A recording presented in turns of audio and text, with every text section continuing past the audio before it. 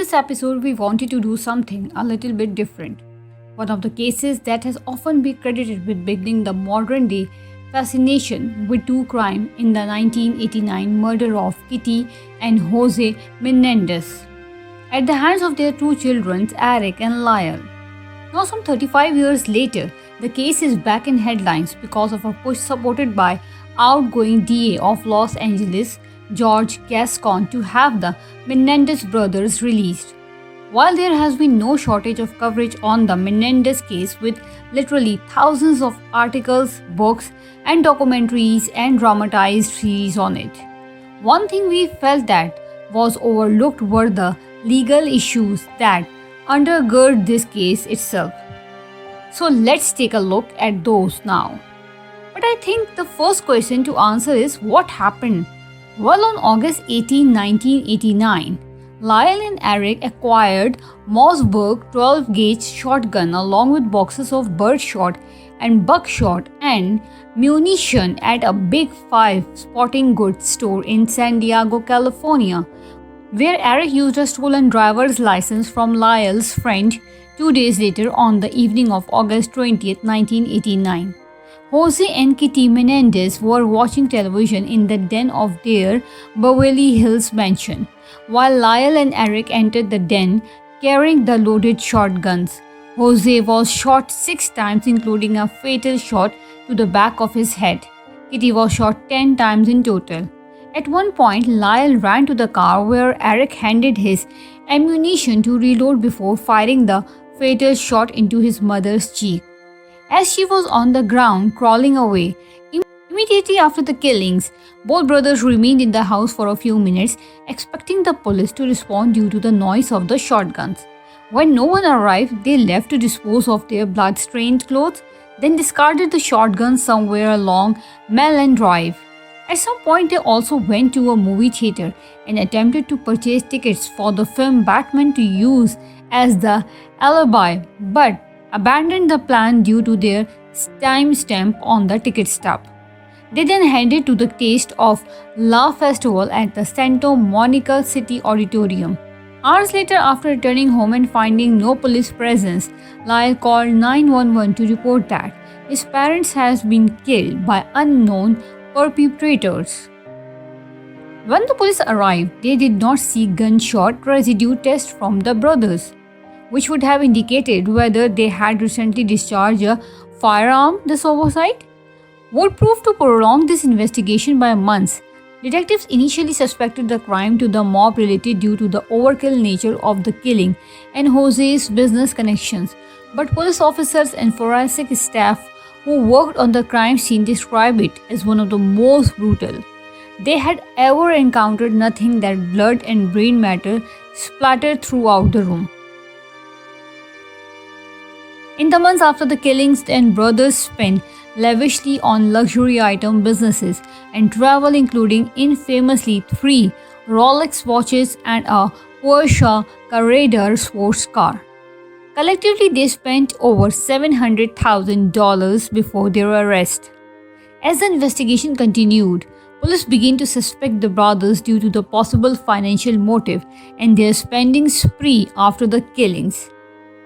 Eric's high school friend Craig Sarelli reported to the police that Eric confessed to him. He also revealed that he and Eric had previously written a 66-page screenplay entitled Friends, which depicted a son killing his wealthy parents for their inheritance.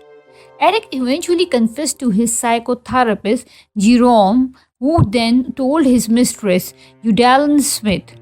Jerome began recording his sessions with Lyle and Eric after breaking up with Smith. She is in a fit of anger informed the police that the brothers about the brothers' involvement in the murder. Lyle was arrested on March 8, 1990 outside his Beverly Hills home, while Eric returned himself in 3 days later after returning to Los Angeles from a tennis tournament in Israel. The next question I think we need to talk about is how and why did these confessions come in? The next question I think we need to talk about is how and why did these confessions come in? We have all heard about the psychotherapist inpatient privilege. Well, how did the confessions that were made by the brothers to Jerome come in? Well, the California psychotherapist patient privilege is not unlimited. There are exceptions. First, cases where the defendant chooses to make their mental condition an issue by pleading not guilty by reason of insanity or claiming that they are not competent to stand trial. We can understand how this makes sense. You can't use it both as a sword and a shield. Two cases where the defendant sought or used the psychotherapist services to enable anyone to commit a crime or to escape being caught or arrested after committing a crime. Again, you cannot use the privilege or to further a criminal enterprise. And then there is the last exception. Number 3, situations where the psychotherapist reasonably believes that the patient's mental condition makes them dangerous to themselves, to someone else, or to someone else's property. On October 31st, Eric reportedly requested that he and Jerome go for a walk rather than meet in his office because he was feeling extremely agitated and depressed during their walk. Eric told Jerome that his father was a great man and he wanted to write a book about him. They walked back to the office, and before they entered, Eric told Jerome, quote, "We did it." He went on to describe that they developed a plan to kill their parents because of how tyrannical, dominating and controlling Jose was. Kitty also had to die because of how tyrannical, dominating and controlling Jose was. Kitty also had to die. He reportedly said because he wouldn't be able to live without her husband. Lyle soon joined the session, with the two confessing that they killed their mother to put her out of her misery and that their father deserved to die for participating in infidelity that led to their mother's misery. After about an hour, Lyle told Eric they were leaving, adding he would no longer speak with Jerome. Just before stepping into the elevator, Lyle shook hands with the doctor and wished him, quote, "good luck," a gesture Jerome later interpreted as a threat. In August of 1990, a judge ruled that the tapes were admissible evidence because Jerome stated that Lyle had threatened him and doctor-patient confidentiality privileges by doing so. The ruling was appealed and the trial was delayed 2 years later in August of 1992. The Supreme Court of California ruled that most of the tapes were admissible, falling outside the privilege due to the dangerous patient exception. Additionally, other parts were ruled not privileged because the court found that the discussions between the psychotherapist and the brothers took place in sessions that weren't intended for therapy. Was this a miscarriage of justice? Perhaps it was. Would they have eventually be apprehended? Anyways, also probably there were other confessions that they made not just to the psychotherapist but to French police. French police knew about the purchase of the shotguns before any of this, but there is no mistaking that the confessions were a game changer. Remember, there was no gunshot residue, there was no gunshots recovered, there was no forensic evidence linking the boys to crime. The motive theory that they were working with might not have carried the day. Without these confessions, more importantly, this case might have turned into who done it instead of a what was it. Which brings us to our next question, which is what did the brothers actually argue at trial? What many who have not followed this case closely fail to appreciate is that according to the defense, this case was never about guilt or innocence, it was about what are they guilty of. The defense never argued to walk them out of the door free men, but instead to hold them responsible, but just not for first-degree murder. What they argue was a concept called imperfect self-defense. Imperfect self-defense is a legal concept that arises when the accused kills another person based on an honest but unreasonable belief in the need to use deadly force in defense of others. A jury finding that the defendant acted in imperfect self-defense results in the charge being reduced from murder to voluntary manslaughter, instead of facing life or, in this case, the death penalty or for a murder conviction. The defendant faces manslaughter sentencing, which can reduce a person's prison exposure to the single digits. According to California law, a person acts in imperfect self-defense in California, where one that person believes themselves or others to be in imminent peril of being killed or suffering great bodily injury. Two, the person believes that the immediate use of deadly force is necessary to defend against the danger. And three, at least one of these mistaken beliefs is unreasonable. The defense for both brothers who were tried separately in the first case argued that while it may have been unreasonable for the brothers to fear death from their parents, that belief was nevertheless honest based on the years of abuse they had suffered at their father's hand. Ultimately, this argument was convincing at least to some, with both juries in the first trial being deadlocked on this exact issue. When none of the jurors voted for acquit, the juries for both brothers were nearly evenly split between first-degree murder and voluntary manslaughter. Our next question is, how did things change in the second trial? Well, first we should ask what changed culturally between the first and second trial. In January of 1994, both juries deadlocked. In June, Nicole Brown Simpson and Ron Goldman were murdered. The OJ trial begins January 1995 and he is acquitted on October 3, 1995. A mere 8 days later, opening statements for the retrial of the Menendez brothers begins on October 11. It is hard not to believe that this shocking outcome is the OJ case did not send waves throughout the legal community from the DA's office down to the judge. But first, let's talk about a few smaller changes. One, in this second trial, there would only be a single jury, dramatically decreasing the time and complexity of the trial itself. Second, no cameras in the courtroom for the second trial. The first trial was covered gavel to gavel by a flagging cable station called Court TV, dramatically limiting the transparency and public attention to the second trial with no cameras. Number 3, there was a new prosecutor for the retrial, David Hahn. Vehdi Randa plays Pambanik as lead prosecutor. Hahn had 18 years of experience, was acting head deputy of the Major Crimes Unit of the Los Angeles District Attorney's Office.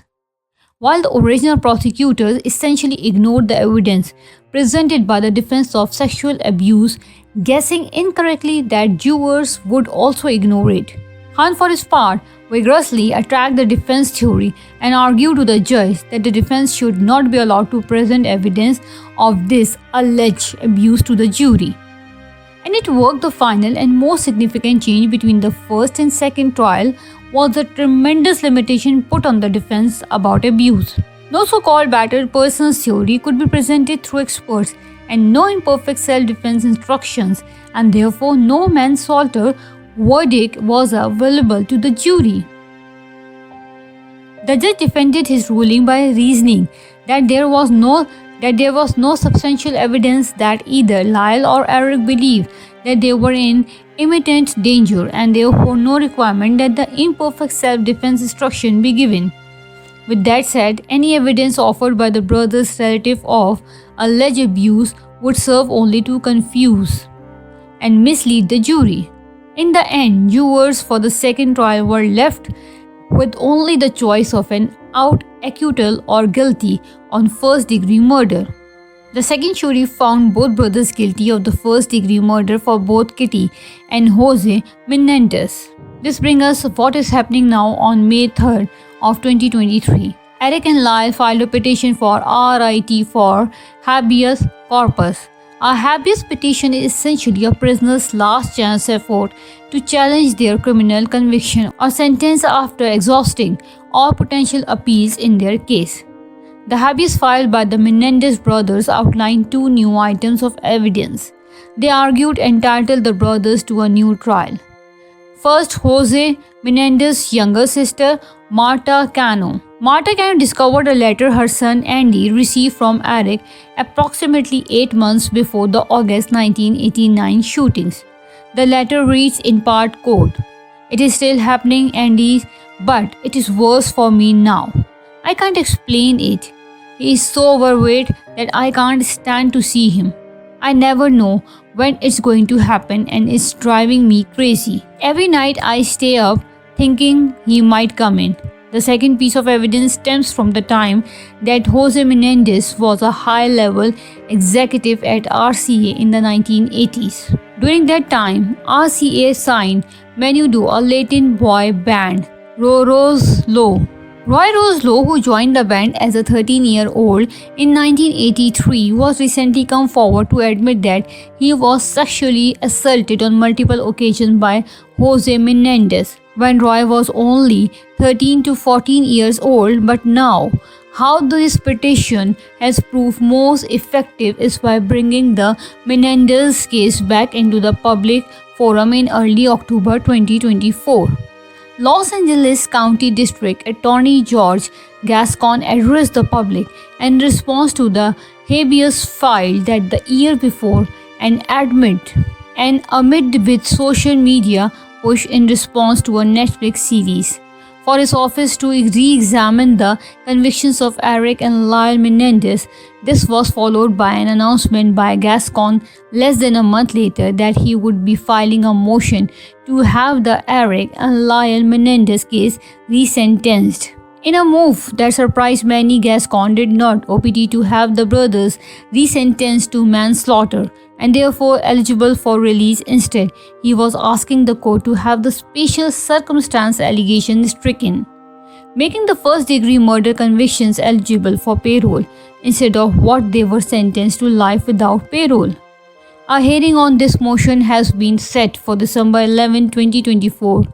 Gascon then followed this up with a letter of Governor Gavin Newsom asking that the brothers be granted clemency, financially casting further uncertainty on the outcome. Gascon lost his re-election bid to Nathan Hochman in November.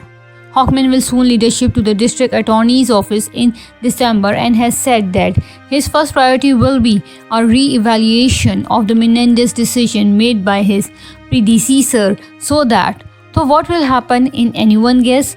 Hochman could withdraw his support for a resentencing, a judge could refuse to grant a resentencing, or the governor could simply grant clemency. In any case, it looks this decades-long saga may be coming to a dramatic condition within the coming months, and we will of course keep you updated in the meantime.